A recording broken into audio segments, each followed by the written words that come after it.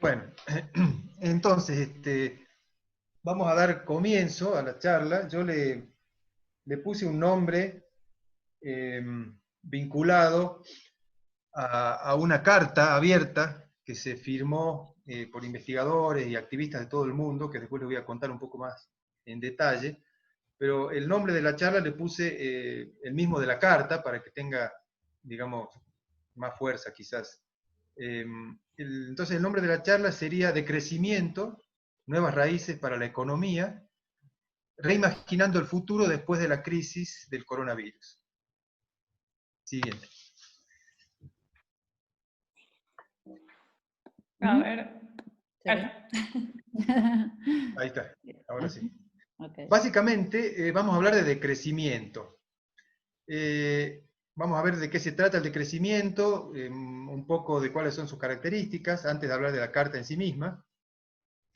Y bueno, el decrecimiento se ejemplifica con este caracol, con un caracol, digamos, que es más lento, quizás, pero lleva su casa a cuestas, ¿no? Lleva su planeta encima, digamos. Siguiente.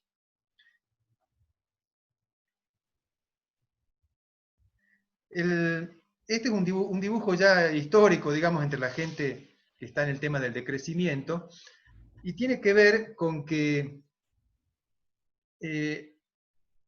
una sociedad volcada al crecimiento económico puede tener, como dice el dibujo, más de lo mismo de lo mismo o menos de lo mismo, o sea, crecimiento, estancamiento o recesión, pero, pero en todos los casos estamos hablando de una cantidad, de una cualidad que es la misma, que es el crecimiento, más, menos o cero. Y el crecimiento se plantea como algo diferente, como una alternativa totalmente diferente. Entonces, ¿qué tan diferente es este decrecimiento al crecimiento económico? Es lo que vamos a tratar de dejar un poco más claro en esta charla. Siguiente. Ya vamos a dar una definición un poco más seria, digamos, de lo que es el crecimiento, pero una de las características centrales podríamos ir viendo desde ya, que es que no está centrado como parámetro, como enfoque, en el consumismo, en el consumo como una especie de objetivo en sí mismo. Porque, como dice Serge Latouche, que es uno de los ideólogos originales de la doctrina del decrecimiento, la gente feliz no necesita consumir, dice. Siguiente. Entonces, antes de hablar de crecimiento, en realidad vamos a tener que retroceder un poco y hablar de crecimiento primero. En contraposición al caracol, el crecimiento se muestra como un elefante, y aquí les quiero mostrar un gráfico famoso que hizo Thomas Piketty, que es un economista francés, sobre cómo se distribuye la renta mundial en los distintos grupos de ingresos, ¿no? Siguiente. El gráfico elefante de Piketty, él le llama elefante porque si ustedes ven el gráfico, tiene un poco la forma de un elefante, con su cola, su espalda, digamos, su cabeza, y después su trompa, que baja y sube. Sí. Es lo que muestra en este gráfico, fíjense, en el eje de las X es la distribución global de la renta, que está dividida en percentiles, o sea, de 0, 10, 20, 30, 40, 50. Eso son los grupos que tienen, por ejemplo, de 0 a 10 son los que ganan o los que tienen un ingreso hasta el 10% de la distribución global. Los que están en el 90 y 100 son el 10% de las personas que son los que más ganan, el 10% que más gana. Y en el eje vertical o de las Y tenemos la tasa de crecimiento acumulada en un periodo de toda esa renta. En este caso el periodo es 88-2008. Ese porcentaje de la renta en PPA, que es paridad de poder adquisitivo, está corregido por los cambios del dólar y esas cosas. Entonces, la idea de este gráfico, ¿cuál es? Si ustedes se focalizan en el eje de las X entre 0 y 10, por ejemplo, vemos un punto ahí en 5, que es más o menos en 5, O sea, la gente que gana, el 5% que gana menos, en estos 20 años, prácticamente no creció su ingreso. Creció un 15% en 20 años, porque es el crecimiento acumulado.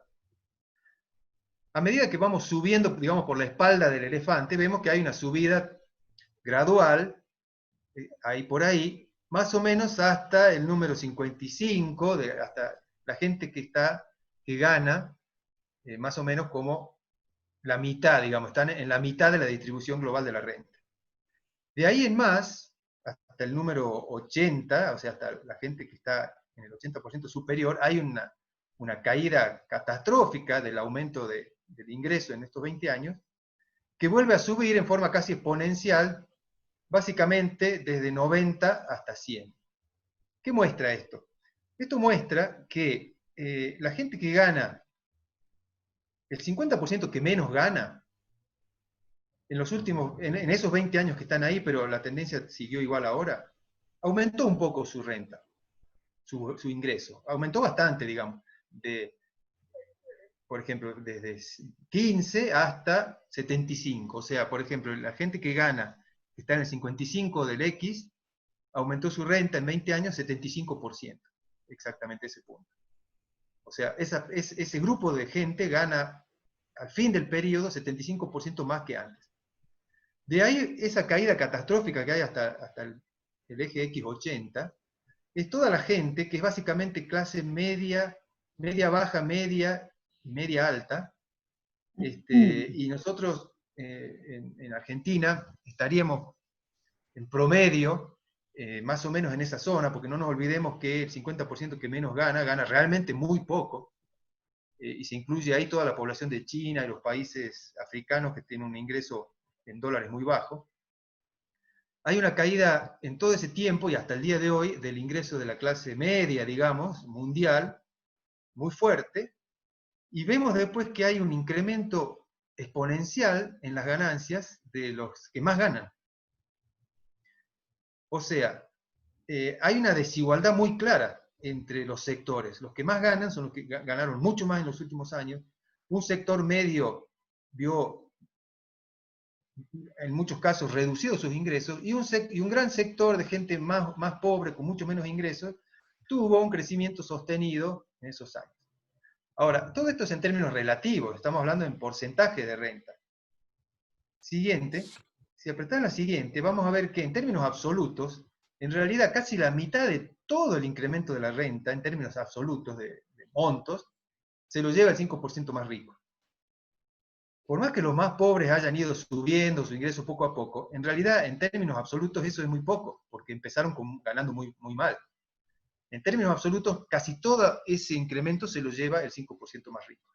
Esto lo hizo Piketty, que es un economista muy famoso, incluso ahora, muy mediático también, especialista en desigualdad. Entonces él muestra de esta forma cómo, si bien algunos grupos de bajos ingresos mejoraron, en general lo que pasó es que los más ricos se hicieron más ricos en forma exponencial.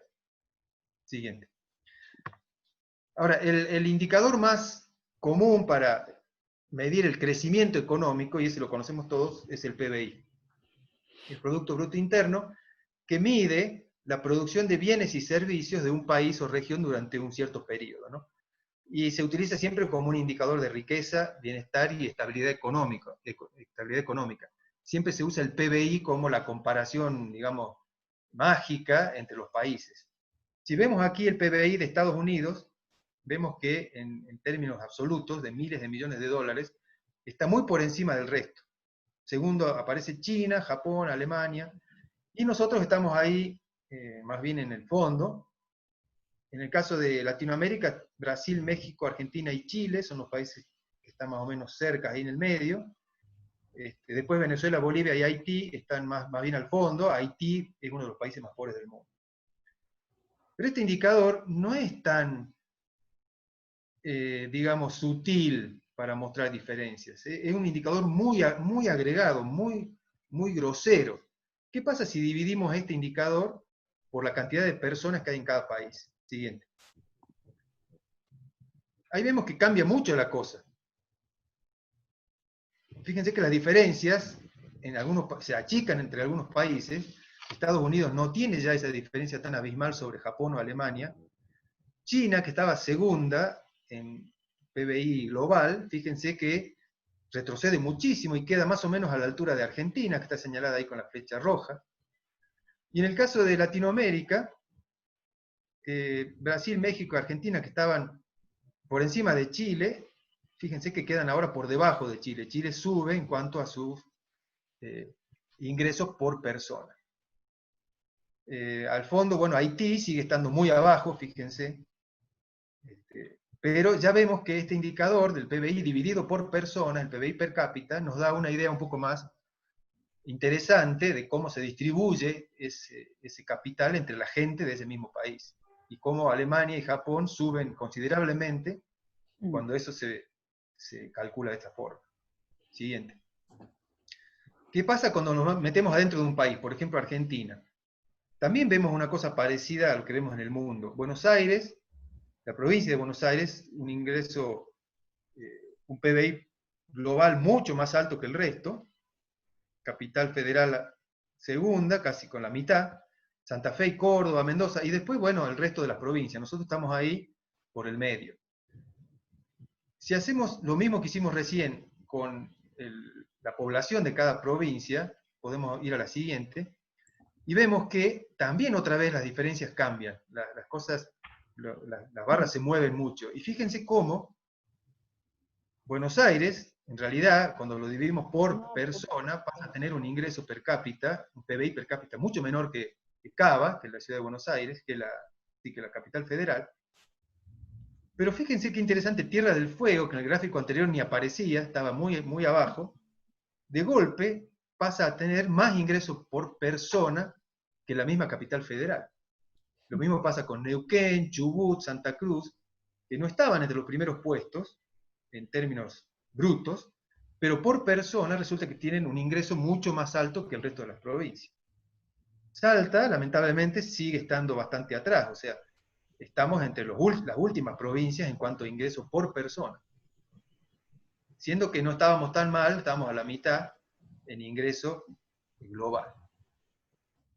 Bueno, ¿qué pasa si mezclamos entonces, como muestra esta diapositiva, provincias con países? Vamos a ver que arranca Alemania con 41.000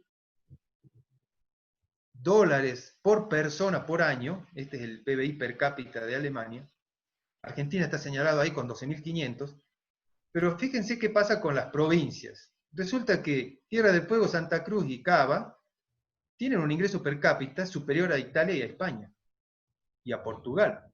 Neuquén y Chubut están por arriba de Portugal. Pero, ¿qué pasa con Misiones, Corrientes, Tucumán? Están por debajo de Perú, que tiene un ingreso per cápita aproximadamente la mitad de la Argentina. Y ni hablar si nos metemos en algunas localidades o parajes o municipios del interior de Salta, por ejemplo, vamos a encontrar que el ingreso per cápita en esos municipios es probablemente parecido al de Haití o algún país africano de los más pobres. Entonces, en definitiva, Argentina es un país altamente desigual, donde tenemos gente que vive mejor que en Italia y gente que vive peor que Perú y en algunos casos parecido a Haití. Siguiente. Entonces, está claro que el promedio no sirve, el PBI no sirve, ni siquiera sirve el promedio per cápita, el PBI per cápita, porque también el per cápita muestra valores agregados a la población de toda una región. O sea, en promedio están esos dos comiendo medio pollo cada uno, pero lo que estamos viendo es que uno se come todo y el otro no come nada. Siguiente. Siguiente. La pregunta que nos hacemos siempre es entonces, o que todos se hacen, es ¿por qué pasa esto? ¿Por qué seguimos usando indicadores como el PBI o incluso el PBI per cápita que en realidad ocultan o esconden las realidades que están por detrás de esos grandes números, ¿no? Y como dice Enrique Leff, que es un sociólogo mexicano y muy conocido en el ámbito del ambientalismo, digamos, él dice que el problema es que nos estamos guiando, el mundo se guía por lo que él llama la racionalidad económica, basada exclusivamente en la productividad y la eficiencia económica. Productividad es una cosa que sabemos, nos suena. Eficiencia económica creemos que sabemos, pero en realidad no sabemos qué es, porque los economistas definen eficiencia económica de una forma muy interesante, que es que la eficiencia económica de una empresa, de un país, de una región, se define como,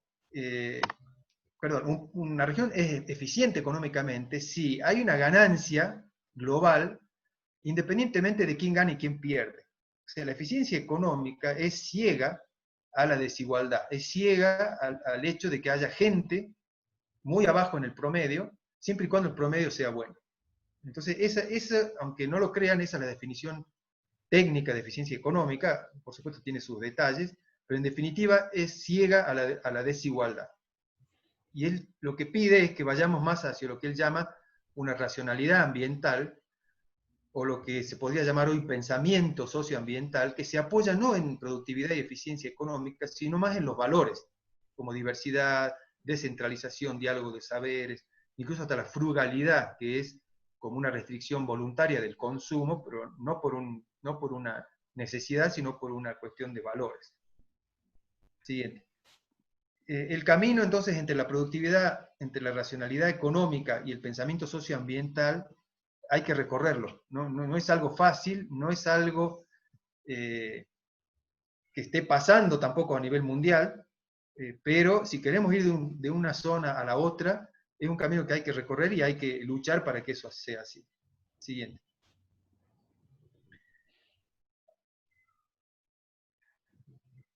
Ahora, ni siquiera en una racionalidad económica, el PBI solo sirve para guiar la toma de decisiones de un país. Ni siquiera.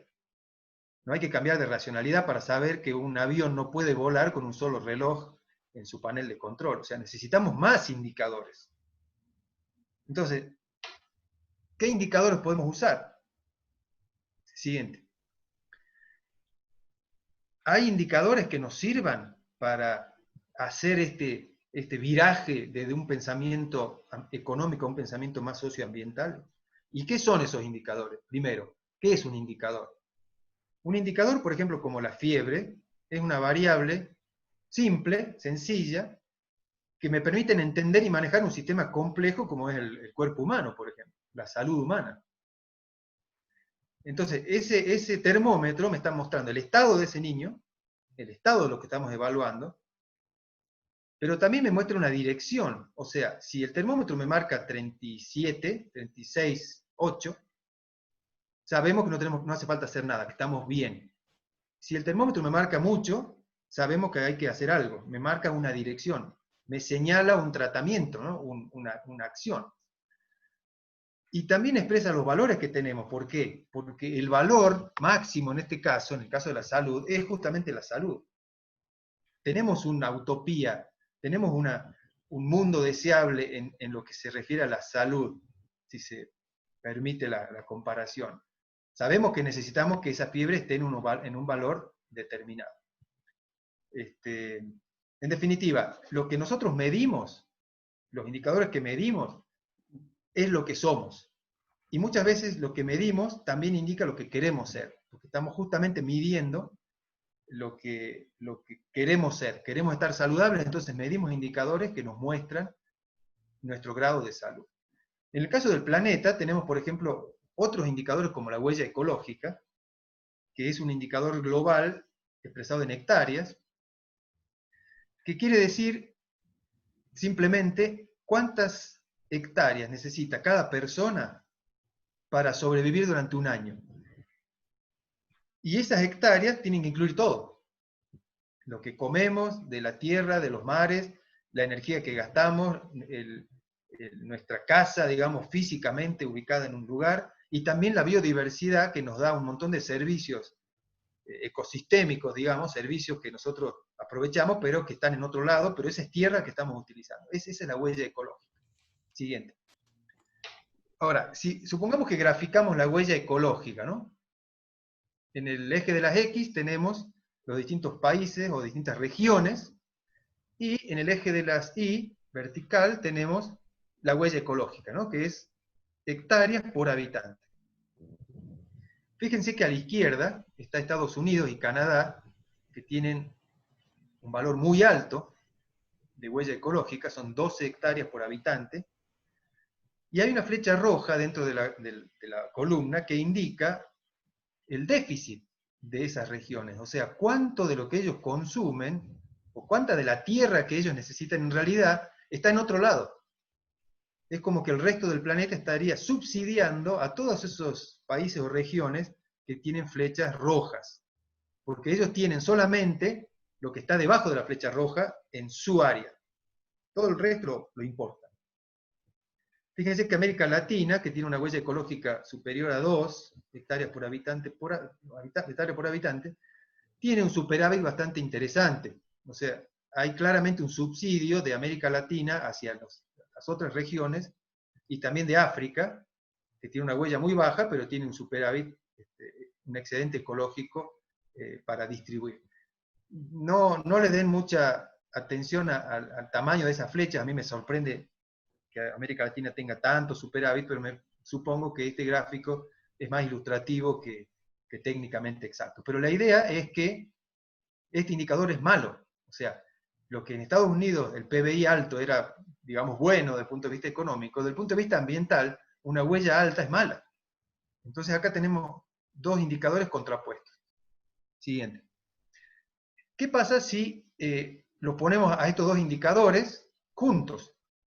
Como una forma de hacer un análisis un poquitito más detallado, más sutil de la posición relativa de cada país con respecto al resto. Bueno, en este gráfico tenemos en el eje de las X, horizontal, la huella ecológica, en hectáreas por persona, y en el eje Y, vertical, el Producto Bruto Interno, también por paridad de poder adquisitivo, en $1.000 por persona. O sea, si ahí dice 40, hay que multiplicarlo por 1.000, 40.000. Fíjense, siguiente, que acá tenemos dos límites. La máxima huella ecológica aceptable está indicada ahí, siguiente, y el mínimo PBI aceptable. ¿Qué quiere decir eso? Que se me genera un área, que ahí se llama área de sustentabilidad, siguiente, que está por encima del mínimo aceptable de PBI y por debajo del máximo aceptable de huella ecológica. Fíjense que se generaron tres subáreas, les que estaba señalando ahí, A, B y C, siguiente. Bueno, A, B y C son las tres áreas que están por debajo del PBI mínimo, dentro de esa área de sustentabilidad, y por encima de la huella ecológica aceptable y por encima del PBI máximo aceptable, mínimo aceptable. Bueno, espero que se vaya entendiendo. Ahora, ahí están señalados muchos países. Fíjense, en la punta superior derecha está Estados Unidos. Estados Unidos tiene un alto PBI, mucho ingreso económico, pero también eso a costa de un gran consumo de energía y de recursos naturales, lo que lleva a que Estados Unidos tenga una huella ecológica muy alta. Es totalmente insustentable. ¿Qué hace Estados Unidos para ir hacia la zona de sustentabilidad? Siguiente. Estados Unidos puede ir derecho por la flecha azul, o sea, bajar su huella sin bajar su ingreso, que sería lo ideal, por supuesto, pero en realidad se sabe que va a tener que ir por la línea roja, o sea, hay una relación bastante directa entre ingreso y huella ecológica. Entonces, si Estados Unidos quiere entrar en la zona de sustentabilidad, indefectiblemente va a tener que bajar su ingreso, además de bajar su huella. Fijémonos, por ejemplo, en Noruega. Siguiente. Noruega lo mismo.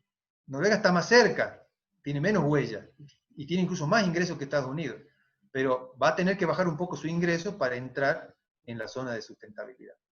¿Qué pasa con Bangladesh en el otro extremo? Siguiente. Bangladesh está por debajo del mínimo PBI aceptable, o sea que Bangladesh necesita crecer económicamente para que toda su población satisfaga, digamos, sus necesidades básicas.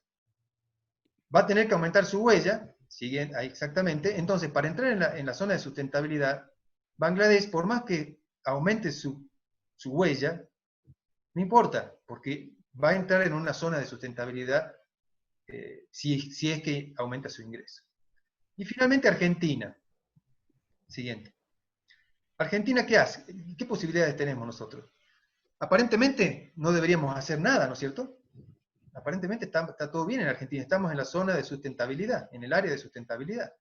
Pero acabamos de ver que la desigualdad interna es monstruosa en Argentina. Entonces, está claro que hay sectores de Argentina que van a tener que crecer económicamente y probablemente otros tengan que decrecer económicamente para que el país se mantenga ahí. Porque Argentina, si sube su ingreso, es la flecha azul siguiente, pero en definitiva, si subimos nuestro ingreso, vamos a aumentar la huella. Entonces, enseguida vamos a superar la máxima huella ecológica aceptable y vamos a entrar otra vez en la zona de insustentabilidad de tipo C.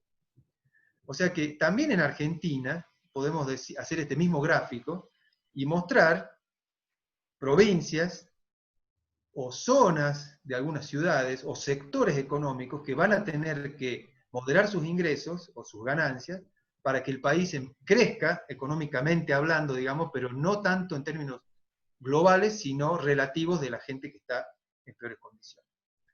Fíjense que este gráfico nos muestra una situación mucho más compleja que la que nos muestra solamente el PBI, y nos permite tomar decisiones mucho más informadas, para no saltarnos todos estos límites que en principio no parecen tan importantes como la huella ecológica, pero sabemos que si seguimos así, el planeta va a terminar explotando.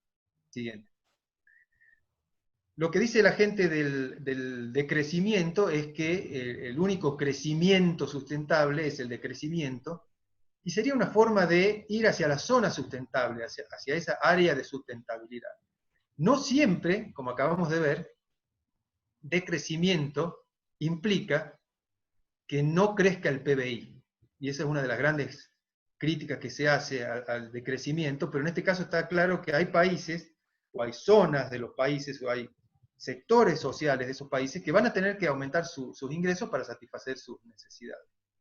Siguiente. Entonces, está claro que el número, el cuánto, ese número cuantitativo, el PBI, no es tan justo y tan sutil y tan importante, sino que nos importa más a dónde es que tenemos que crecer, y sobre todo quiénes son los que tienen que crecer y quiénes son los que tienen que decrecer, digamos, en términos económicos. La pregunta siempre es cómo, y esa es una pregunta que es muy difícil de responder, pero bueno, siguiente. En estos cabildeos, digamos, en estas disquisiciones, estaba la gente del decrecimiento, cuando vino nuestro amigo el COVID-19. ¿Qué nos mostró esta pandemia, esta tragedia? No avance todavía. Del coronavirus. Volve una, por favor. Ahí, sí.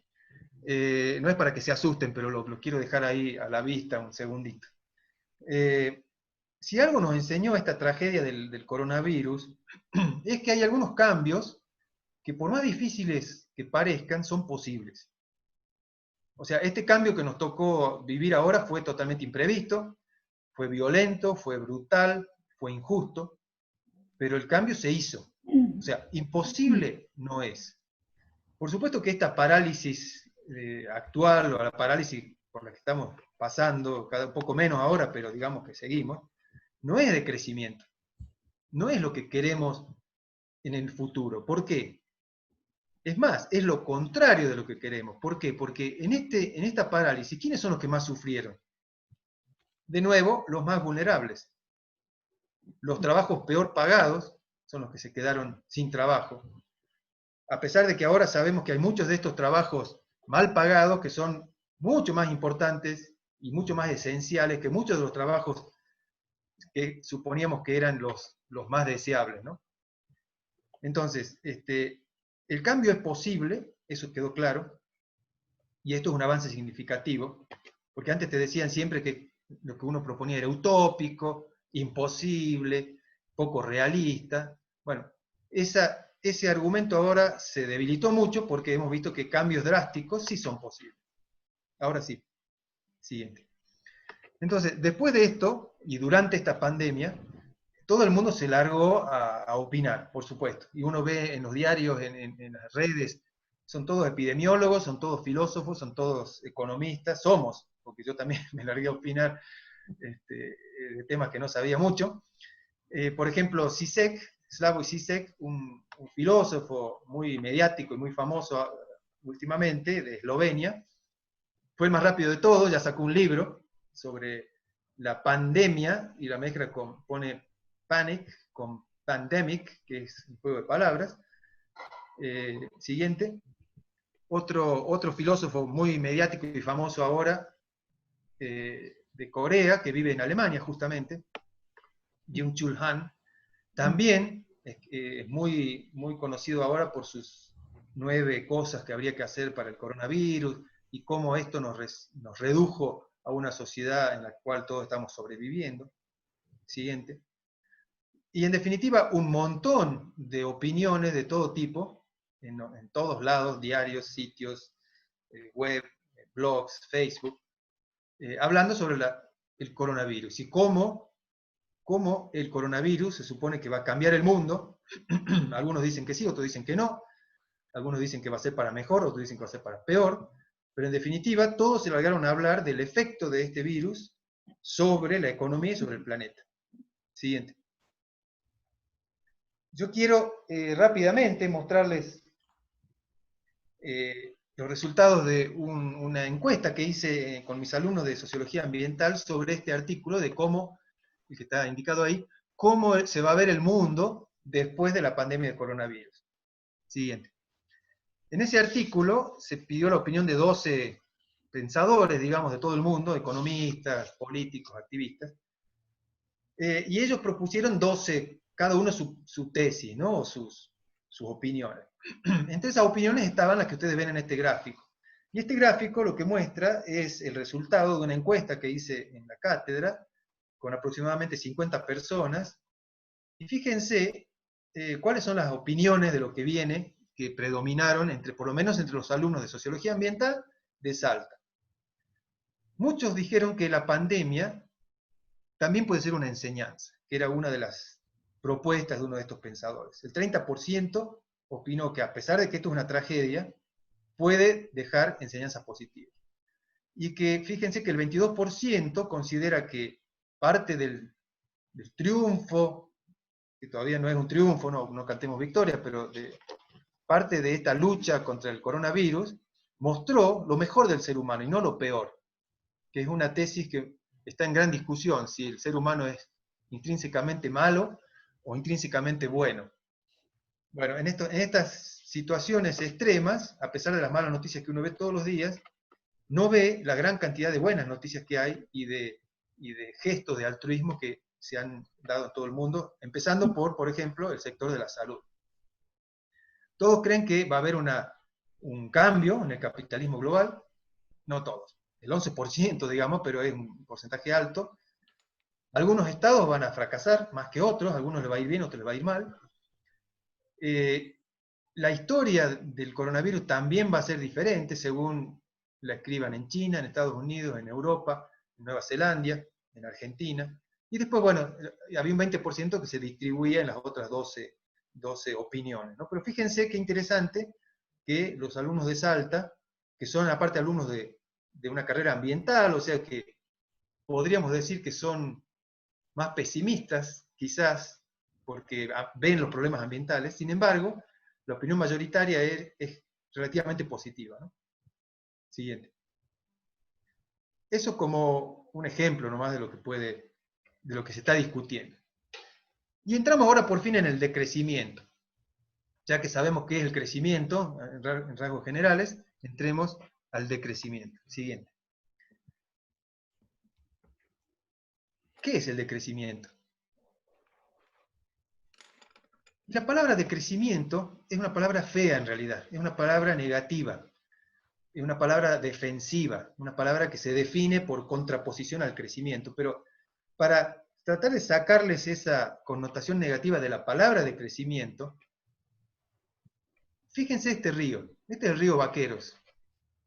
El río Vaqueros a veces crece como mucho, y el año pasado, este año rompió unas estructuras muy lindas que habían hecho ahí, de un paseo muy interesante, creció, se fue del cauce, rompió todo. Y ahí vemos un río crecido, un río desbordado. En ese río no hay nadie, solamente una persona mirando ahí arriba y un par de autos, pero ese río no está siendo, cumpliendo su rol ecológico, su rol social. Siguiente. Para que el río cumpla su rol social y ecológico, tiene que estar dentro de de sus márgenes, de su caudal, de su cauce original.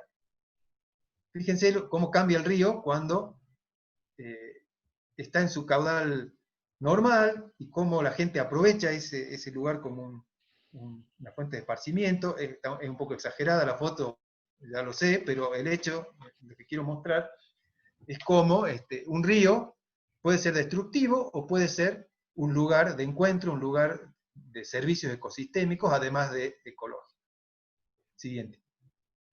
Entonces, la palabra de crecimiento, que es fea y que los mismos propulsores de esto lo admiten, pensémosla como decrecida, por ejemplo. O sea, la crecida de un río genera inundaciones y destrozos, por lo tanto tiene que decrecer.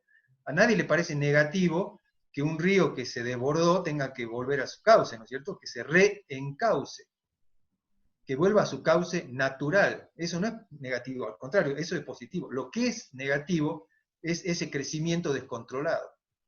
Y hay una frase muy interesante, por lo menos en castellano, cuando dice que un río se salió de madre.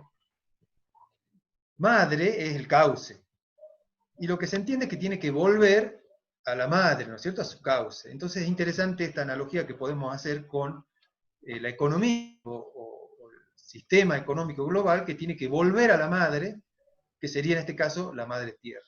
Por eso, esto para darles una connotación positiva a la palabra de crecimiento, que a muchos no les gusta. Muchos dicen, no, los países pobres tenemos que crecer. ¿Cómo de crecimiento? Siguiente. Y ahí viene la gran discusión.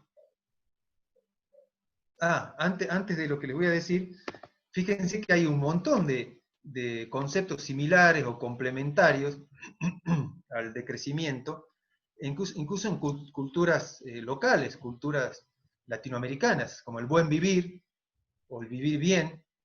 En Sudáfrica se dice Ubuntu, es una especie de vivir bien. La economía de la permanencia, que planteaba Gandhi en la India. El diálogo de saberes, o la ecología de saberes, el postcolonialismo, el postcrecimiento, el postcapitalismo. Hay un montón de conceptos, ideas, doctrinas, enfoques, modelos que se han tirado sobre la mesa para contrarrestar o para enfrentar a un modelo que estamos viendo que genera mucha injusticia, y que lo dicen los mismos economistas. Ahora sí, siguiente. Entonces, en el decrecimiento, ¿qué es entonces el decrecimiento? ¿Y quién tiene que decrecer? En definitiva, el decrecimiento es una crítica del crecimiento económico como único indicador de bienestar. Es verdad que se define un poco por la negativa. No dice que hay que eliminar el PBI, sino que no se puede usar como único indicador de bienestar. La idea es que todos gocemos de ese bienestar y al mismo tiempo respetemos los límites del planeta.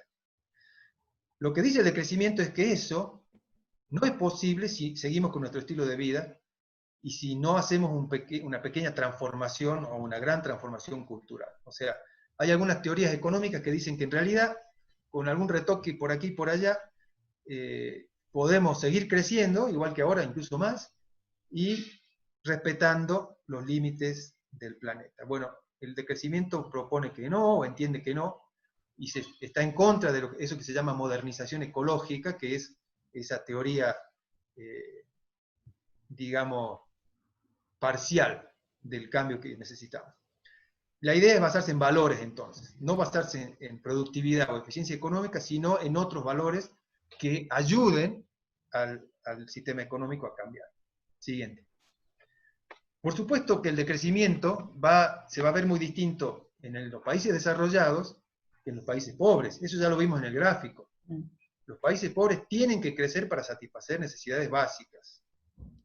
También tiene que pasar eso en los sectores ricos de los países pobres, como Capital Federal, como ya lo vimos. Lo que dicen que el decrecimiento del norte sí va a liberar espacio ecológico, entre comillas, para que el sur crezca. O sea, porque el planeta es uno solo, no tenemos dos planetas. Pero también se sabe y se dice y se defiende la idea de que el crecimiento en el sur no puede ser una copia del crecimiento del norte. Tenemos que hacer un crecimiento diferente. Por más que sea crecimiento, por más que aumente el PBI, tiene que ser cualitativamente diferente a lo que hizo el norte y sectores privilegiados del sur desde la revolución industrial. Porque a la larga, el norte y el sur van a tener que converger en un modelo de crecimiento que sea sustentable para todo el planeta. Siguiente. Y ahí ya estamos entonces por fin en la famosa carta abierta que le daba el título a la charla. ¿Qué es esa carta abierta con ese título? Nuevas raíces para la economía, reimaginando el futuro después de la crisis del coronavirus. El que quiera leer esa carta está compartida por todos lados, después la pueden leer entera, pero la idea es ofrecer un análisis general desde la perspectiva del decrecimiento sobre lo que pasó con el coronavirus, o lo que está pasando, y sobre qué creen los defensores del decrecimiento que debería pasar o cambiar en el futuro. Fíjense que la firmaron un montón de personas y organizaciones, y se publicó en todo el mundo el 13 de mayo pasado. Siguiente. Hay básicamente cinco propuestas que hay en esta carta abierta, que por supuesto que son generales, los detalles son los que valen, me podrán decir, pero después podemos discutir los detalles. Pero hay propuestas sobre la inclusión, sobre el trabajo, sobre la necesidad de focalizarnos en las necesidades básicas y no en necesidades artificiales como el consumismo. Propuestas sobre la participación y propuestas, por supuesto, sobre el sistema económico y político que rige un poco prácticamente todo el planeta en este momento. Siguiente. Después las pueden ver en más detalle a estas propuestas. La carta se publicó el 13 de mayo en todos lados. Ahí hay unos ejemplos. Siguiente. Y en el caso de Argentina, esta carta abierta se publicó en forma exclusiva, única, en la sección de Salta, que se llama Salta 12, del diario Página 12. O sea que fue el medio, digamos que el único medio argentino que publicó esta carta el 13 de mayo, Salta 12. Lo cual es un orgullo para Salta, diría yo, porque si bien pasó un poco desapercibida, porque bueno, en medio de esta crisis hay muchas cosas que están pasando desapercibidas, y no solamente esta, pero podemos decir que Salta en ese sentido fue pionera a nivel nacional, ¿no? Y latinoamericano, porque no hubo muchos países latinoamericanos donde se publicó. Siguiente.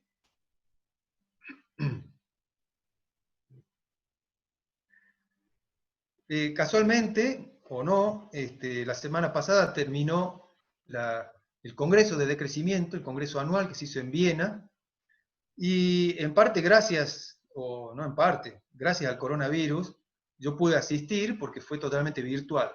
Terminó el lunes pasado.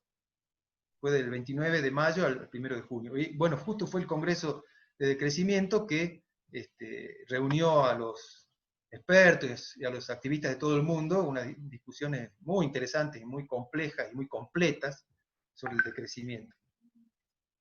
Siguiente.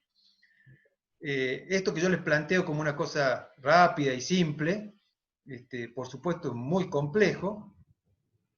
Las discusiones que se dieron son de este tipo, o sea, esto fue solamente uno de los paneles. Fíjense la cantidad de variables que empiezan a saltar y a surgir cuando se junta gente a discutir sobre qué tenemos que hacer después del coronavirus. Entonces, desde entender qué pasa a la izquierda, hasta identificar en el medio los planes y los posibles caminos futuros, Y a la derecha, eso, ¿qué cambios estructurales exigiría? ¿No? O sea, porque ojo que en el grupo de decrecimiento tampoco hay una visión homogénea y única, sino que cada uno un poco tiene sus ideas y eso es como la sociedad, ¿no? Va a haber que hacer una discusión muy, muy participativa, muy democrática, si es que queremos que los cambios nuevos sean realmente sustentables. Siguiente. A los que les interese saber un poco más de esto, pueden entrar en el sitio que está ahí en pantalla, y ahí pueden también encontrar la carta y todo. Y justamente el 6 de junio, o sea, un día después del Día Mundial del Medio Ambiente, van a ver que fue el Día Mundial del Decrecimiento, que se celebró hace 2 días, justamente. Y es interesante que sea el día siguiente del Día Mundial del Medio Ambiente. Es más, no estoy seguro, pero yo creo que fue a propósito, digamos, ¿no? O sea, para preservar el medio ambiente, del 5 de junio, la propuesta concreta es el decrecimiento. Ustedes saben que a los ambientalistas siempre se nos acusa de tener razón, pero de que lo que decimos no sirve para nada, porque no proponemos nunca nada, siempre estamos quejándonos. Bueno, acá hay una propuesta, no será la mejor, seguramente va a haber que optimizarla, pero por lo menos es una propuesta. Yo tampoco soy fanático del decrecimiento, simplemente me parece una linda doctrina alternativa que por fin se planta frente a la economía neoclásica con una propuesta realista, más realista que otras. Siguiente.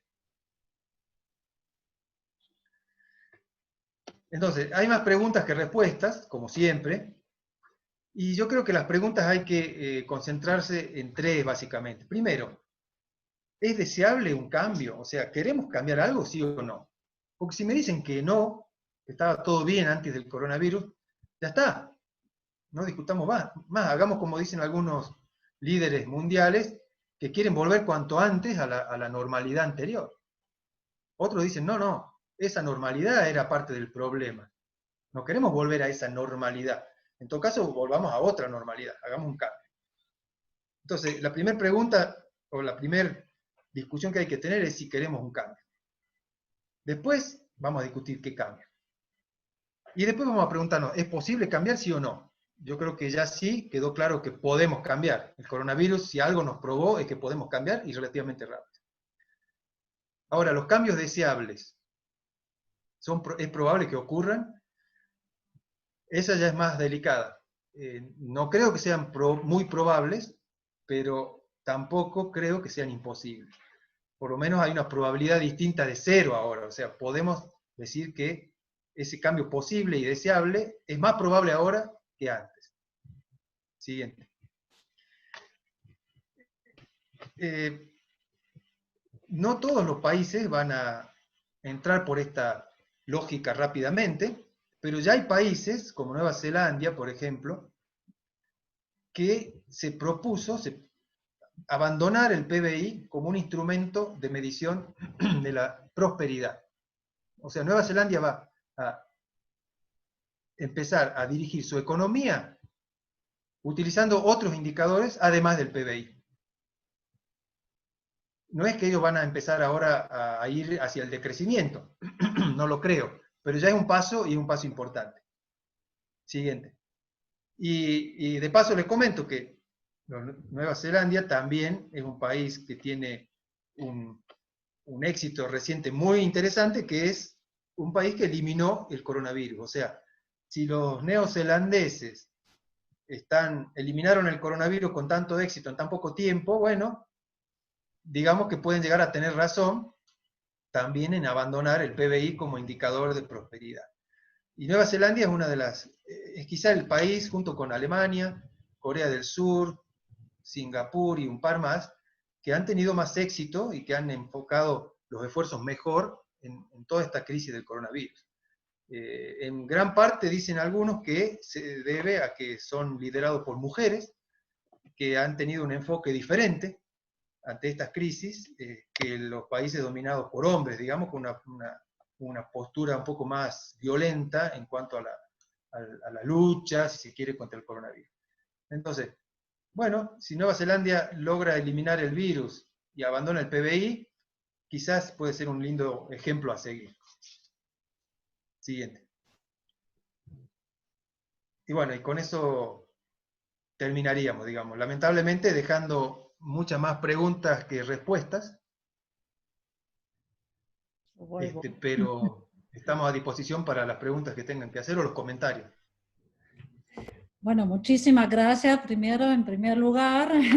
Muy, muy interesante. Yo enseguida pensé, hace falta, creo, más de este tipo de información para la población más generalizada, ¿ya?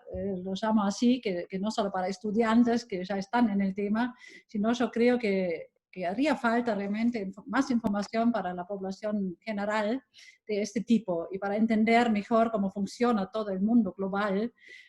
Y después, lógicamente, hacer la transferencia de ese pensamiento a uno mismo, a uno personalmente. ¿Qué puedo hacer yo ayudando a esta movida? Porque muchos por ahí dicen, sí, esta es una cosa de los políticos, de los economistas, de los líderes, pero yo creo que el cambio de pensamiento empieza en uno, ¿ya? Empieza en uno, pero uno tiene que conocer un poco esas relaciones entre el mundo, entre los factores económicos, ¿ya?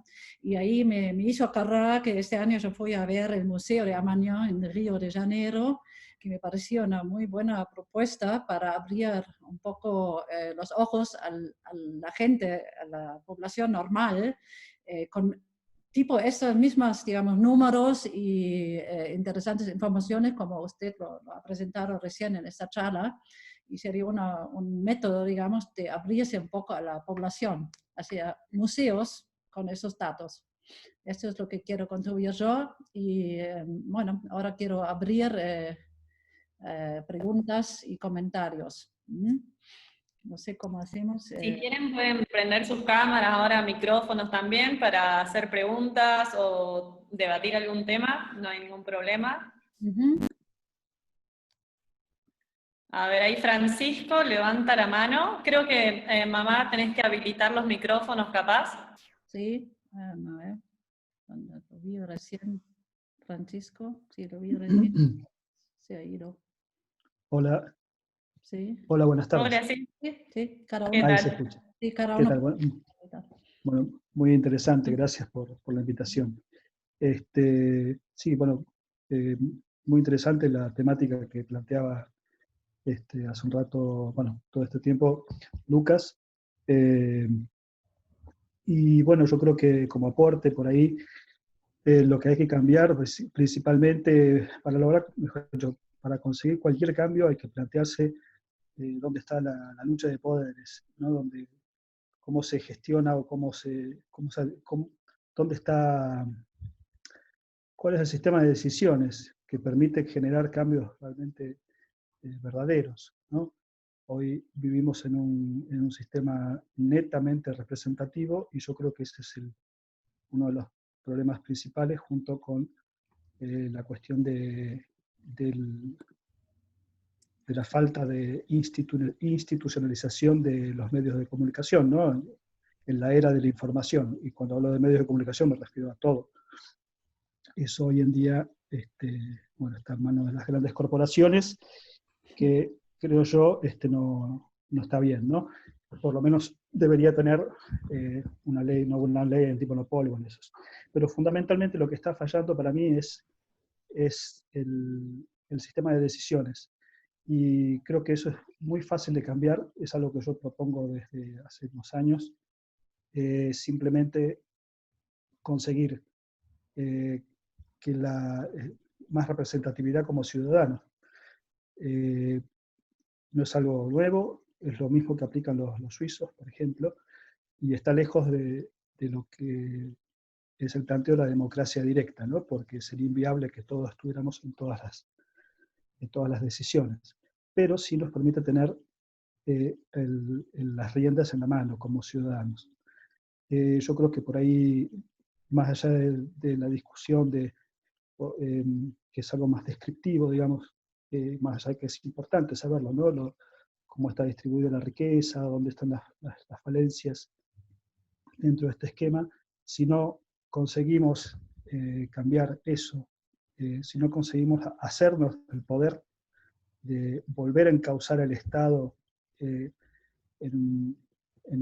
y articularlo lograr una buena articulación entre el colectivo y el individuo, y vamos a estar medio complicados, porque en la actualidad, bueno, sabemos que está en manos de una minoría, ¿no? O tiende a.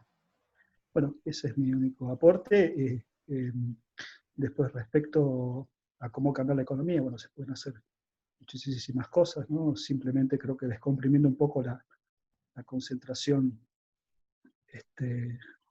aberrante que hay hacia las minorías ultra ricas, ya ni siquiera se habla de clase alta y media y baja, sino de ultramillonarios que poseen ahí más de la mitad de la...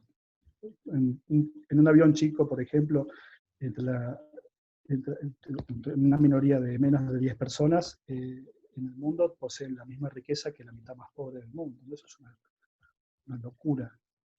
Y bueno, pero bueno, ¿por qué digo lo de organizarnos, de cambiar ese aspecto de la democracia para que sea representativa?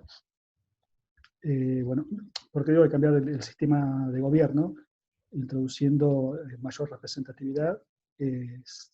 Simplemente con un poder de veto, por ejemplo, que se introdujera por un sí o por un no de todas las leyes que se votan en las distintas legislaturas, según su escala, no sé si me estoy expresando de manera clara, ya podríamos hacer más que suficiente. No haría falta que votáramos, que creáramos leyes, eso quedara como algo más secundario, pero sí poder decir que no y oponernos con poder de decisión. Sin poder de decisión no vamos a lograr nada.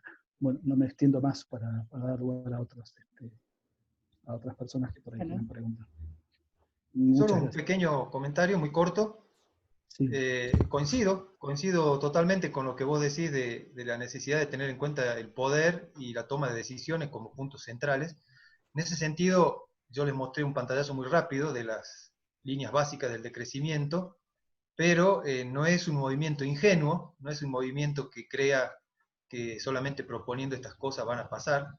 Está clara la lucha de poderes que se van a dar, está claro que son intereses muy grandes, está claro que eso va a ser así.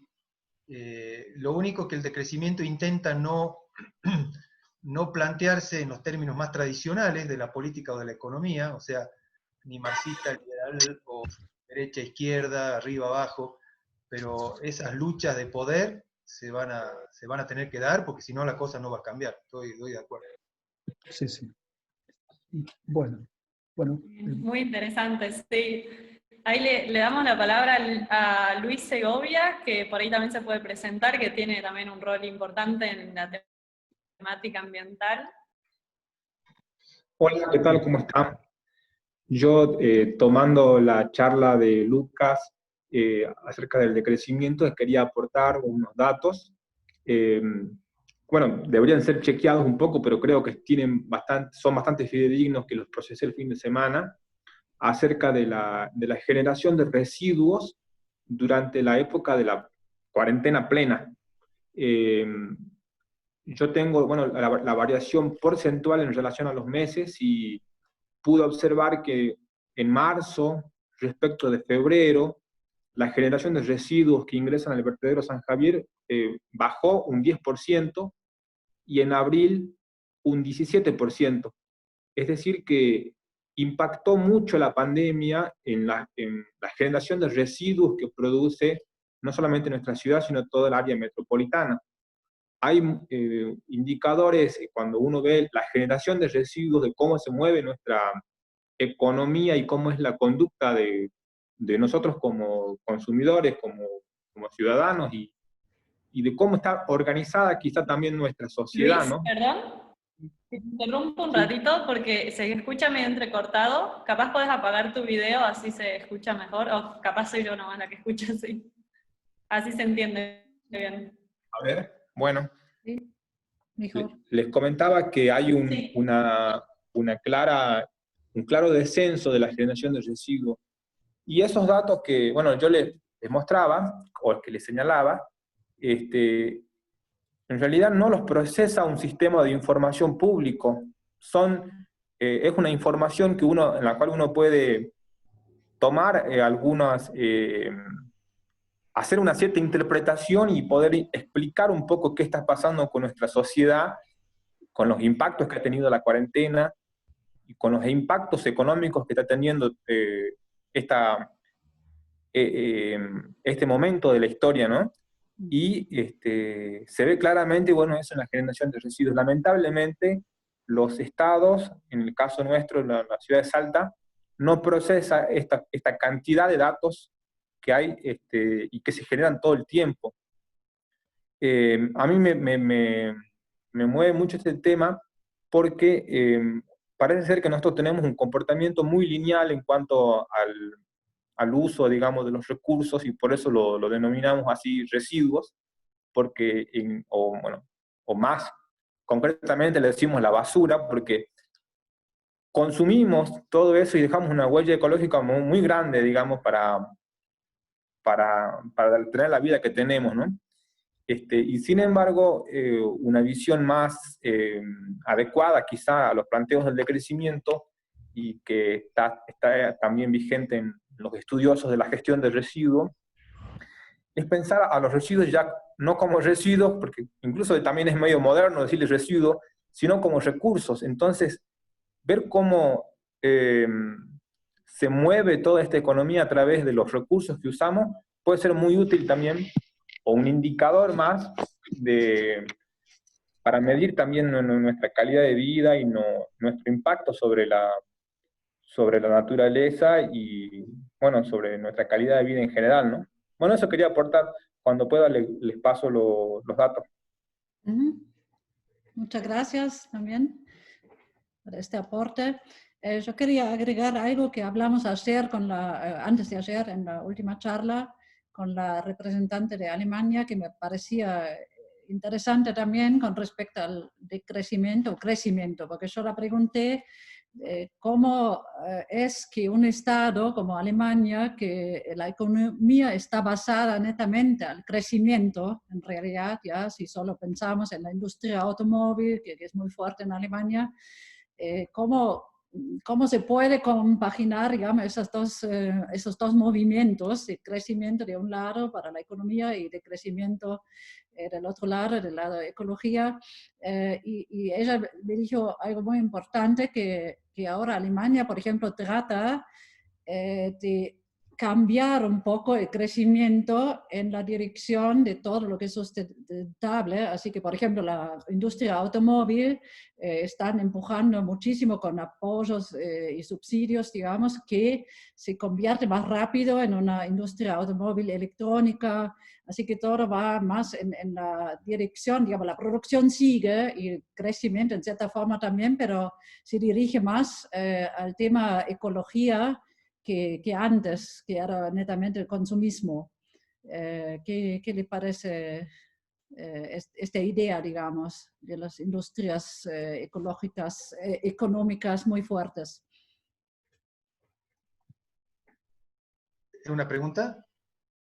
Sí, yo quería plantearlo como, es claro, un punto de discusión, que sí se puede compaginar, digamos, el crecimiento ecológico, porque yo tengo también las dudas, y yo pienso, por ejemplo, Alemania, que se basa en esta economía de crecimiento. Hay mucha gente que son empleados de estas industrias, y ahora decimos que de crecimiento, digamos, la disminución del consumo es la solución para el mundo.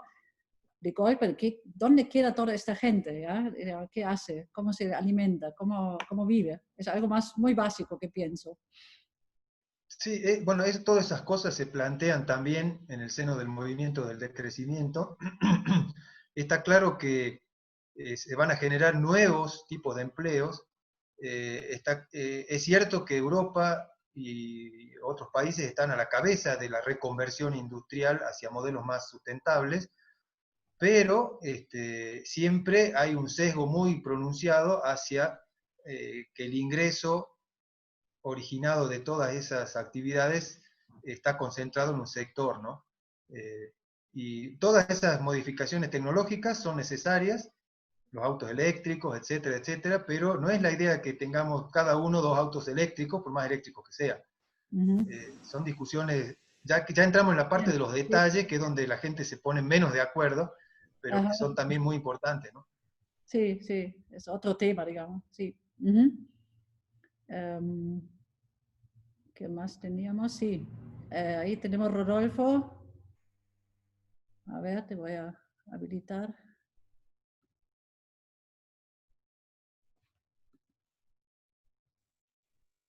Buenas Ahora, tardes. sí, sí. Buenas tardes, Lucas. Muchas gracias por tu información. Ha sido muy clara y nos abre todo un panorama nuevo y muchas reflexiones para ver. Yo lo que veía, me impactó un cuadro donde mostrás a la Argentina en una situación de sustentabilidad muy favorable. Entonces, la pregunta que te quisiera hacer, me gustaría tu opinión, ¿qué autoridad moral tienen los países del norte para sobre el tema, ¿no? Sí. Para dar cátedra acá, ¿no? Para hacer todas Claro. las críticas. Sí, justamente esa es una de las grandes, uno de los grandes cuestionamientos que se hace siempre cuando se discute esto del crecimiento económico, ¿no? Entonces dicen, claro, ellos destruyeron sus bosques hace 100 años y gracias a eso ahora son ricos y ahora no quieren que nosotros deforestemos, pero nosotros también queremos ser ricos. Entonces, ¿cuál es cómo salimos de esa trampa un poco, ¿no? Y lo de la autoridad moral también vale, o sea, es muy fácil pontificar desde una situación de holgura económica y nosotros, los países en desarrollo, pero otros que todavía están peores que nosotros, tenemos urgencias que son más urgentes que lo otro. Bueno, ahí hay muchas cosas para charlar ahí, pero en definitiva yo creo, no hay un enfrentamiento entre desarrollo y conservación ecológica, eso es otra discusión, pero esa es parte de este debate. Está claro que dentro de los mismos países nuestros tenemos la misma situación que con Alemania o con Estados Unidos. Acá podríamos decir qué autoridad moral tienen los porteños para pedirnos a los salteños que no deforestemos nuestro Chaco, porque estamos viendo que los porteños viven mejor que Italia y España, y vemos que Salta vive peor que Perú. Pero me parece que hay que superar esas dicotomías, porque en definitiva, si nosotros ahora nos embarcamos en un modelo de desarrollo parecido al que siguió Europa en el siglo XX, no solamente no vamos a ser ricos, sino que encima vamos a perder nuestro capital, digamos, no me gusta decirlo así, pero nuestro capital natural. O sea, nosotros tenemos que encontrar un modelo de desarrollo alternativo que nos permita satisfacer nuestras necesidades básicas, crecer en los lugares donde sea necesario un crecimiento económico para satisfacer necesidades básicas, pero sin perder los servicios ecosistémicos y todos los servicios que nos brinda el mundo natural, que es lo que nos hace ricos. Esta es una discusión para largo, pero esa dicotomía para mí es falsa. ¿Cuál es la autoridad moral? No, ninguna, acá no hay una discusión moral, simplemente estamos buscando un poco entre todos una salida a esta problemática y simplemente viendo cómo el coronavirus nos da una ventanita nueva de esperanza para que haya un cambio, ¿no? Pero la crítica que vos hacés es válida y a veces incluso da bronca un poco, uno lo dice así, cuando escucha gente de Buenos Aires, ¿no? O incluso de Salta Capital, que pide cosas para hacer en el Chaco salteño, cuando la gente del Chaco salteño está pasando hambre y necesidades. Entonces, hay que superar esa dicotomía para que ese desarrollo llegue a todos por igual. Porque si hacemos el desarrollo tradicional, va a pasar lo del elefante. El sector más rico se va a hacer mucho más rico y el sector pobre va a seguir pobre. Yo sé que no respondí a tu pregunta porque este es un debate para 2 horas. No, era cuál era tu pensamiento, está está clarísimo. El tema ahí tenés una disyuntiva, que no se trate tampoco de achatar hacia abajo, ¿no? Que ese es el riesgo que corremos cuando no hay capacidades para discutir el tema. Exactamente. Como se ve en el gráfico, la idea es igualar, no tirar para abajo. Algunos van a tener que ir para abajo, eso está claro. Sí. Es un gran dilema que también, como vos decías, Lucas, presta a discusión en las redes sociales donde todos se creen expertos, pero bueno, y hablan muchas veces desde la ignorancia, así que está bueno que nos muestres tu punto de vista con algo más, mucho más profesional y con bases más exactas. Así que bueno, gracias Rodolfo y Lucas también por el aporte. Ahí Ana creo que también quiere preguntar algo. Ana Celarayan. Sí, ya le... Sí, acá está abierto. Gracias. ¿Cómo están? Buenas tardes a todos. Gracias, Lucas, por la charla, por la presentación. Compartimos trabajo en la cátedra en la Universidad Nacional de Salta con Lucas, y estuve escuchando lo de Francisco, varias cuestiones que se fueron planteando, inclusive lo que decía Luis de la basura, y me trae a la reflexión sobre el decrecimiento, la dicotomía esa que existe o que pretendía existir, porque yo creo que ya no, entre el desarrollo y el ambiente, y inclusive esta teoría nueva de buscar una opción económica para el desarrollo mismo de la humanidad completa y un poco más equitativa. Y pienso que estamos en otro escenario, que plantear dicotomías como esa del desarrollo y el ambiente ya están hasta diría fuera de tiempo, no son atemporales, sino que están a destiempo. Eso ya no existe. Hemos avanzado tecnológicamente, inclusive con nuevos paradigmas y formas de gestionar la tecnología en función nuestra, que nos permitirían, con una decisión política, como decía Francisco, o inclusive con un poco más de seguridad y de convicciones, tener otra mirada y poder ser un poco más eficientes, eficaces, sustentables y a la vez desarrollarnos con ciertas cuestiones, como por ejemplo lo que decía Luis, seguimos considerando, en Argentina, residuos que en realidad son desechos, que en realidad son basura, y nunca les damos, por ejemplo, una segunda oportunidad de ser una nueva materia prima en un segundo proceso de producción, o de poder recuperarlos de alguna manera. Tecnologías para hacer eso hay de sobra en el mundo, hay varias, se han innovado, se innova todo el tiempo, estamos con una onda de economía circular, con otros paradigmas en la cabeza. Entonces, por ahí lo del decrecimiento no es una utopía, sino más bien, también lo decía Francisco, una convicción de ser, ¿no? Una convicción de no volver al modelo anterior, que era lo que decía Lucas. No queremos volver a la realidad que estábamos antes del coronavirus. O sí, o se cayó todo solamente por 40 días de parar el mundo. Si se cayó todo por 20 días de parar al mundo 40 días, bueno, el modelo es complicado, tampoco es demasiado estable. Pero en realidad lo que deberíamos reconocer es que se viene cayendo de a pedazos hace un tiempo ya, y no hace meses, sino hace bastante más. Entonces, por ahí los planteos también requieren de decisiones un poco más estables, un poco más sentidas, más conocidas. Necesitamos, por otro lado, informar al auditorio, yo creo. O sea, necesitamos opiniones informadas, eso también es clave. Muy bien, muchas gracias por el aporte. Ahí tenemos otro profesional del tema, diría yo, Heiner. ¿Puedes hablar ahora? Heiner. Con Dina quería hablar. Hola, Heiner. Sí. ¿Sí? Estaría bueno si ponen el video como para vernos, si se puede, no sé si aguantan. Sí, ya estoy. Sí.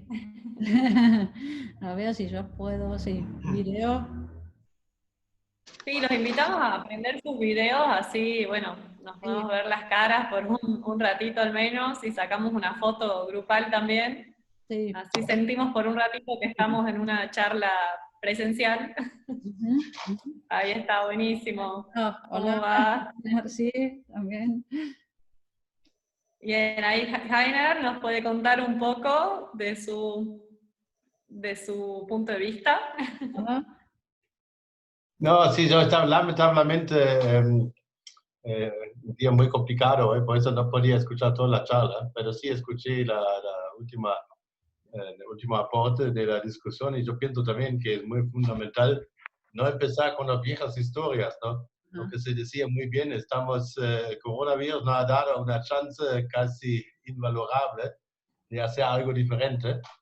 Y esto creo que es muy importante que la gente tome conciencia de esto, ¿no? Sí, porque se ve en muchos puntos, en Alemania también, aquí, mucha gana de volver a lo que era, a lo normal de antes, ¿no?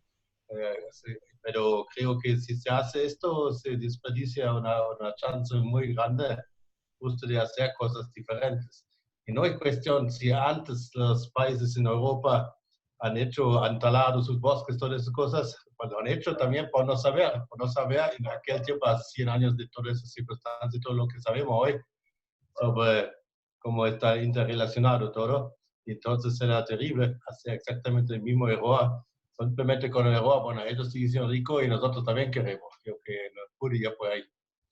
Hasta ahí mi aporte por el momento. Puedes también presentarte rápido para que sepamos que sabes del tema, algo. Yo te conozco, pero... Bueno, no, está bien. Yo soy de Jujuy. Vivo hace muchísimo tiempo en Jujuy. Y bueno, trabajo en la Fundación Ecoandina, como dice el nombre. Estamos dedicándonos a la cuestión ecológica a lo largo de los Andes. Y yo específicamente del tema agua dentro de eso. Así que, bueno, con eso estoy, pues obviamente uno está interrelacionado con ese tema. Y esa chance de un decrecimiento se me parece realmente invalorable.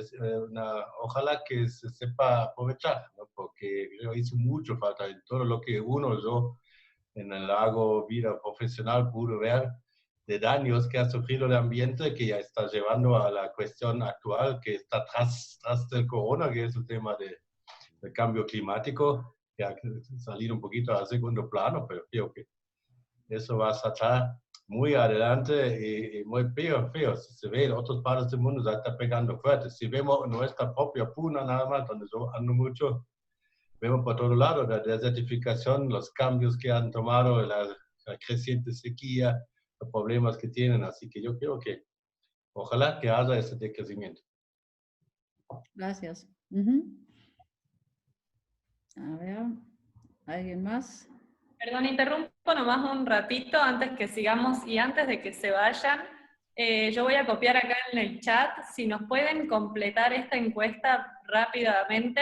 Son 5 preguntas nomás para tener un pequeño feedback de cómo les pareció la charla.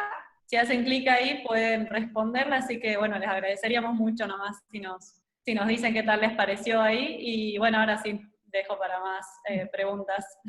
En este momento lo veo ahora, pero mientras tanto también, Pauli, ¿puedes avisar un poco las siguientes acciones que tenemos todavía en esta Semana Verde? Aprovechamos el tiempo y por ahí vemos si alguien más quiere decir algo. Sí, bueno, no, era para avisarle, bueno, primero para agradecerles que estuvieron hoy acá, espero que les haya gustado, después también Lucas podrá dar unas últimas palabras. Espero que les haya sido útil la información, como a mí, que me pareció súper interesante, y nada, que podamos apoyar también este movimiento.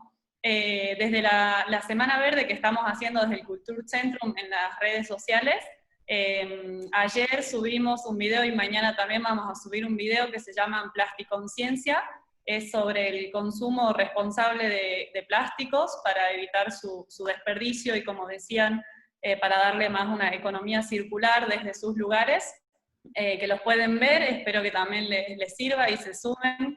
Y el miércoles vamos a tener el último webinar, donde Heiner también va a estar presente, sobre voluntariado en organizaciones y proyectos ambientales. ¿Sí? La idea es que se van a estar presentes 6 diferentes organizaciones que trabajan en temas ambientales o en proyectos ambientales, también proyectos de intercambio.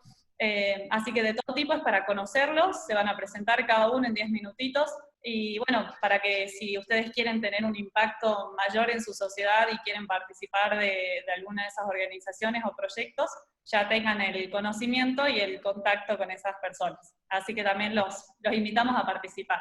Si no se inscribieron, pueden inscribirse todavía en el mismo link que usaron para inscribirse en esta charla, no hay problema. Después también los pueden pedir y se los pasamos. Y bueno, ahora después de la charla, si quieren, les podemos pasar la presentación de Lucas, ¿verdad? Así tienen la información. Muy valioso, sí. Y bueno, no sé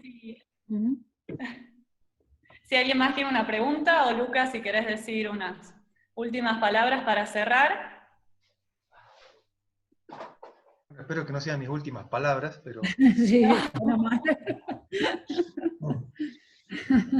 Sí, yo quería aportar una sola cosa nomás. Sí, claro, adelante, adelante. Si es que no hay nadie más o si no está, si dan los tiempos, por supuesto. Sí, por favor. No, que respecto a la economía circular y cómo se puede lograr, digamos, ir hacia ese lugar, creo que algo que se podría llegar a hacer, es algo que lo tengo en mente hace un tiempo atrás, es lograr alguna ley en nuestro país o en los países que son productores de materias primas, en donde en vez de vender nuestros recursos naturales, los alquiláramos. ¿Eso qué significaría? Que el recurso natural, el que fuere, por supuesto que sea reciclable en términos, que se pueda reciclar, digamos, que no sea un recurso no renovable, pues, que no sea como que no sea, a ver si me explico bien, la madera es un recurso renovable, pero no se puede devolver, ¿no es cierto? En cambio, un metal sí, por ejemplo. Entonces, si en vez de vender nosotros esos metales,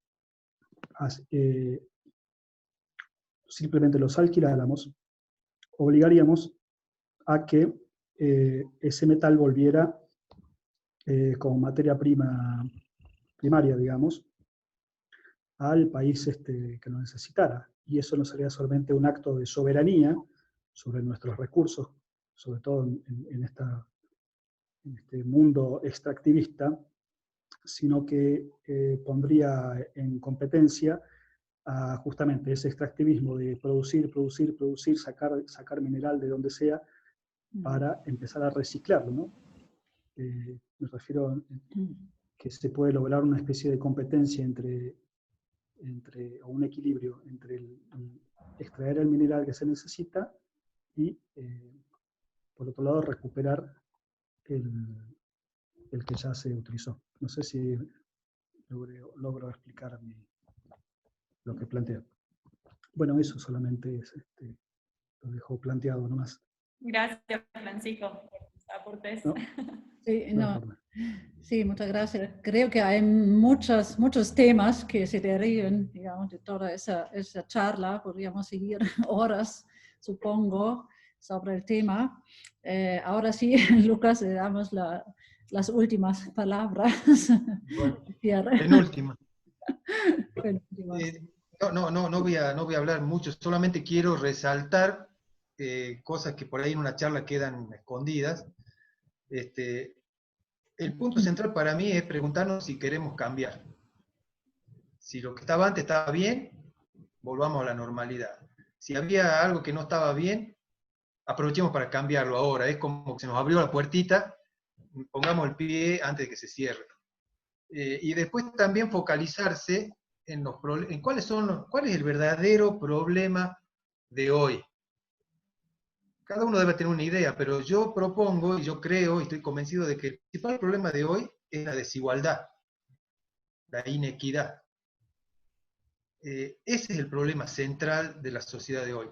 Hay riqueza, hay recursos, hay tecnología, hay soluciones técnicas, pero sin embargo se construye cada vez más desigualdad.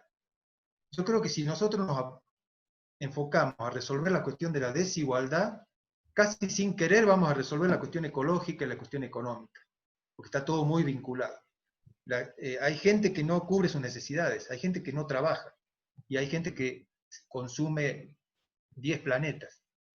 Entonces, ese es el problema central. Ese es como, la fiebre del mundo hoy para mí es la desigualdad. Ahora, una vez que tenemos la fiebre, ya sabemos que el enfermo está con fiebre, el tratamiento que le damos es motivo de otra discusión.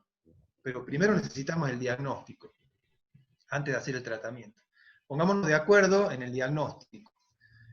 Y entonces el diagnóstico para mí es la desigualdad, el tratamiento ya veremos, el decrecimiento es una de las propuestas, pero puede haber otras.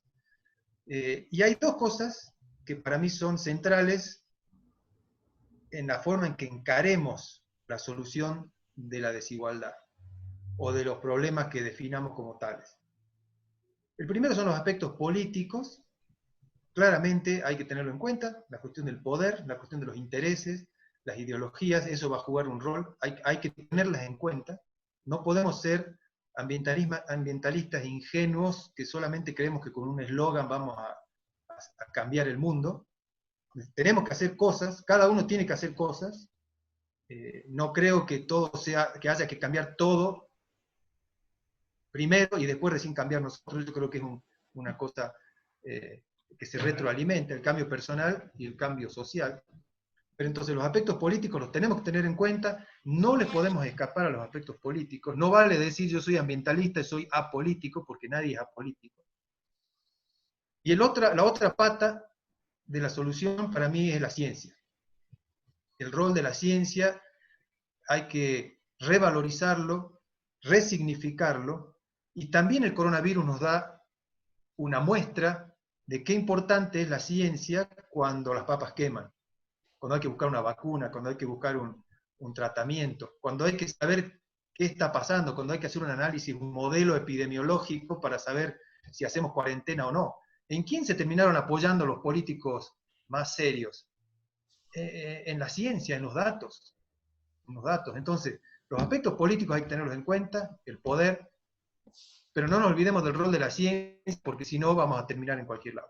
Y entonces me quedo con esas tres ideas: la desigualdad como problema, y los aspectos políticos y el rol de la ciencia como patas de las posibles soluciones. Muy bien.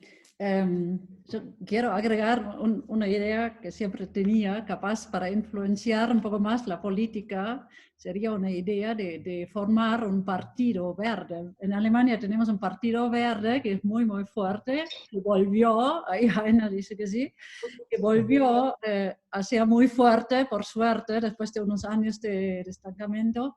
Y siempre, creo que hace años que ya lo propuse a mi hija, que empezó a estudiar esta carrera, dije, ¿por qué no hacer un intento de hacer un partido político verde? Así que esta es mi idea, pero sin ser política para nada, lo planteo como idea para todos los que quieren involucrarse un poco más en la actividad. Lucas se ríe, no sé. No, me río porque es una idea muy política, no es apolítica esa idea. No apolítica, es política porque todas las asociaciones yo veo que hacen cosas pero no tienen influencia en la política, así que yo creo que sí hay que crear un vínculo, no se puede despolitizar totalmente el tema. Es imposible, creo. Si no, no tenemos, bueno, lo que dijo Francisco antes, en realidad el pueblo tiene que ser más involucrado también. Hay que tener digamos, alcance político también. Y capaz que es una forma. En Alemania, por lo menos, este partido tuvo muy gran influencia en la política. ¿Ya? Así que es algo que planteo, así nomás. Bueno, con esas mis últimas palabras quiero cortar la discusión porque como yo dije que puede ser mucho más largo y hay muchos temas vinculados. Quiero agradecer muchísimo, Lucas, a la charla y al tiempo que dedicó a nosotros, a todos los participantes, muchas gracias, y a Paulina de organizar todo esto y sea el apoyo técnico también, claro. Y espero que participen en nuestras otras actividades, que por ahí son más personales, digamos, porque yo insisto en esto, que el cambio, digamos, empieza con nosotros, cada uno tiene que hacer tema de crecimiento también, ¿ya? Y no solo consumismo, y pensar y ser más consciente en todo lo que usa diariamente. Nosotros hacemos este ejercicio en casa, ahora justo con el coronavirus, nos obligó también de pensar un poco más así, ecológico, y hay un montón que se puede hacer. Así que gracias a todos, muy buenas noches, y nos volvemos a ver por ahí en 2 días en la otra charla. Muchas gracias. Chao, gracias a todos. Hasta luego, hasta la próxima charla. Gracias.